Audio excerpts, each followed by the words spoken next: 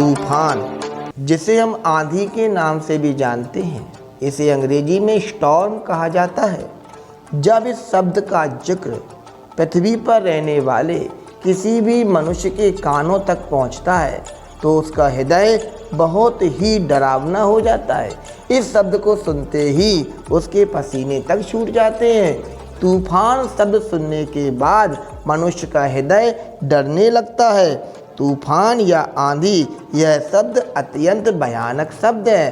तो आज हम आपको इस शब्द के बारे में जानकारी देते हैं और तूफान के बारे में कुछ रोचक जानकारियाँ जानने की इच्छा हर मनुष्य तक रहती है। आज हमारा यह वीडियो इसी तथ्य को लेकर आपके सामने बनाया जा रहा है। आइए हम सुनते हैं, जानते हैं क्या है तूफान, इसके संबंध में क्या है रोचक जानकारियाँ।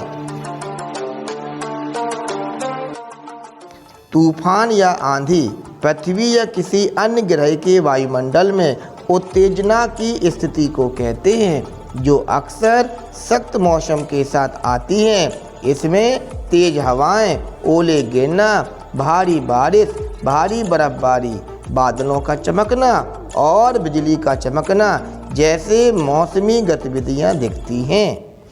आम तौर पर तूफान आने से साधारण जीवन पर बुरा असर पड़ता है।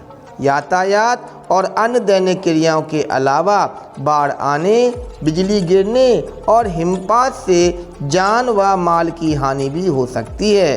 रेगिस्तान जैसे शुष्क क्षेत्रों में रेतीले तूफान और समुद्रों में ऊंची लहरों जैसी खतरनाक स्थितियां भी पैदा हो सकती हैं। इसके विपरीत बारिश व हिमपात से कुछ इलाकों में सूखे की समस्या में मदद भी मिल सकती है।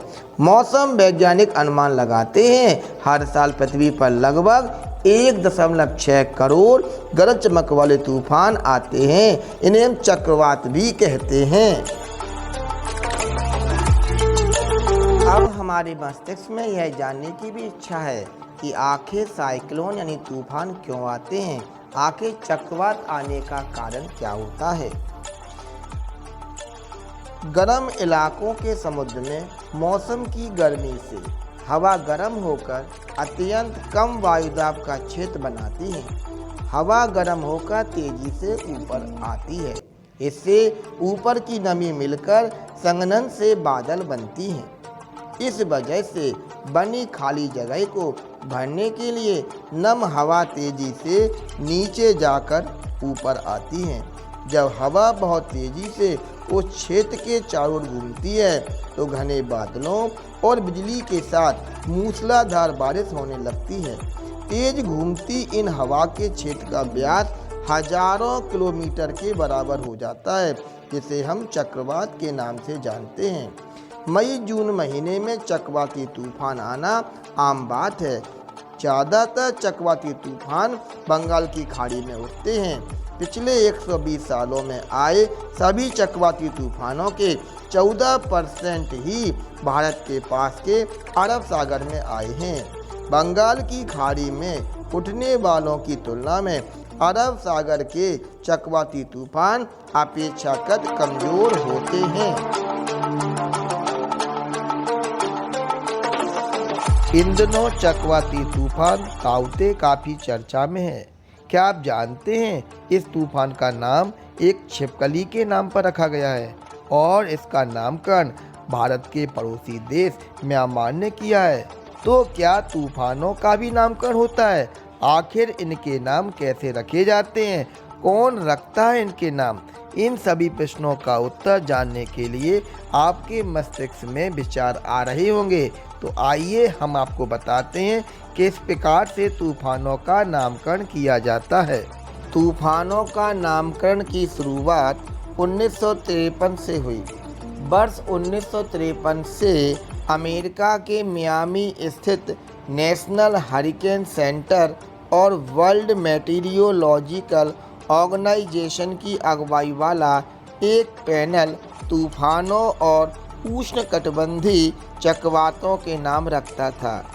हालांकि पहले उत्तरी हिंद महासागर में उठने वाले चक्रवातों का कोई नाम नहीं रखा जाता था। इसके पीछे वजह यह मानी जाती थी कि सांस्कृतिक विविधता वाले इस क्षेत्र में ऐसा करते हुए बेहद सावधानी की जरूरत थी, क्योंकि यहाँ के लोग भिन्न भिन्न सांस्कृतिक विविधता के थे। उनकी संस्कृति भिन्न भिन्न थी, क्योंकि ऐसा करने पर कहीं उनकी संस्कृति को ठेस ना पहुँचे, इस बात का ध्यान रखा जाता था, ताकि लोगों की भावना आहत होने से कोई विवाद खड़ा न हो जाए।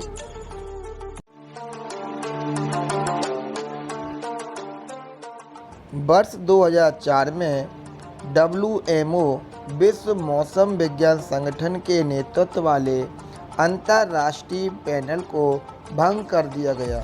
इसके बाद संबंधित देशों से अपने अपने क्षेत्रों में आने वाले चक्रवातों का नाम खुद रखने के लिए कहा गया। कुछ साल तक ऐसा किए जाने के बाद हिंद महासागर के 8 देशों ने भारत की पहल पर चक्रवाती तूफानों को नाम देने की एक औपचारिक शुरुआत की। इन देशों में भारत के अलावा बांग्लादेश, पाकिस्तान, म्यांमार, मालदीव, श्रीलंका, ओमान और थाईलैंड शामिल हैं। इन सभी देशों ने मिलकर तूफानों के लिए 64 नामों की एक सूची बनाई। इनमें हर देश की तरफ से 8 नाम दिए गए हैं। तूफानों के नाम की सूची बनाने के लिए इन 8 देशों के साइक्लोन एक्सपर्ट हर साल मिलते हैं और अपनी लिस्ट को अपडेट करते हैं। आमतौर पर तूफानों के नाम वर्णमाला क्रम में रखे जाते हैं। हिंद महासागर क्षेत्र के लिए चक्रवातों का नामकरण वर्ष 2000 में शुरू हुआ और साल 2004 में इसके लिए एक फार्मूले पर सहमति बनी। इस क्षेत्र में 8 देश Thailand, Sri Lanka, Pakistan, Oman, Myanmar, Maldives, Bangladesh और भारत हैं, जो चक्रवाती तूफान के आने को देखते हुए उनका नामकरण करते हैं। इस सूची को 2018 में विस्तृत किया गया और उत्तर हिंद महासागर क्षेत्र में 5 अन्य देशों को शामिल किया गया, जिनके नाम ईरान, कतर, सऊदी अरब, UAE, यमन को जोड़ा गया है। इस प्रकार 8 और 5 मिलकर कुल 13 देश शामिल हो गए हैं। प्रत्येक सदस्य देश अपनी ओर से नामों की जो सूची देते हैं, वह सूची अल्फ़ाबेटिकल वर्णमाला के क्रम में लिस्टिंग की जाती है। जिस देश का नाम वर्णमाला के क्रम में पहले पड़ता है, उसी के नाम को सबसे पहले लिया जाता है। जैसे वर्णमाला के सामने देखने पर सबसे पहले बांग्लादेश, फिर भारत, उसके बाद ईरान और अन्य देशों के नाम आते हैं। उसी क्रम में सुझाए गए नाम पर चक्रवाती तूफानों का नामकरण किया जाता है। हर बार अलग अलग देशों का क्रम से नंबर आता रहता है। इस व्यवस्था में भविष्य में आने वाले तूफानों के नाम भी तय किए जाते हैं। तूफानों के नाम बड़े रोचक होते हैं। जैसे अमेरिका में आए शक्तिशाली तूफान इरमा का नाम एक फिक्शनल कैरेक्टर पर रखा गया।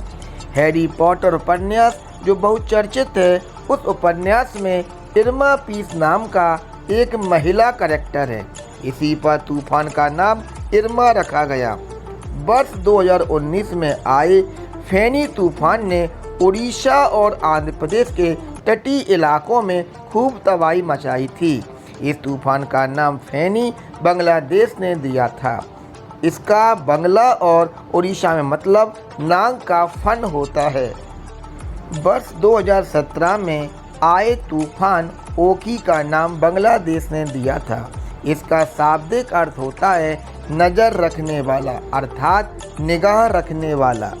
निसर्ग तूफान जो जून 2020 में आया था, उसका नाम भी बांग्लादेश ने दिया था। इसका शाब्दिक अर्थ होता है प्रकृति। अभी कुछ समय पहले नवंबर 2020 में निवार नाम का तूफान बहुत चर्चित था। इसका नाम ईरान ने दिया था। इसका शाब्दिक अर्थ होता है रोकथाम करना। 22 नवंबर को सोमालिया में आए चक्रवाती तूफान का नाम गति दिया गया था। इसका नाम भारत ने सुझाव दिया था।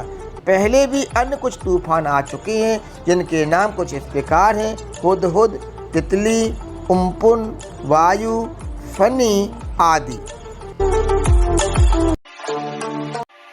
अभी हाल ही में चक्रवाती तूफान यास अधिक चर्चा में है। चक्रवाती तूफान यास का यह नाम ओमान देश ने रखा, जो कि फारसी भाषा का शब्द है। इसका अंग्रेजी भाषा में अर्थ जैस्मीन होता है। इसका मतलब जूही का फूल। ओमान में चल रहे तूफान तौकते या ताउते का नाम म्यांमार ने सुझाया था।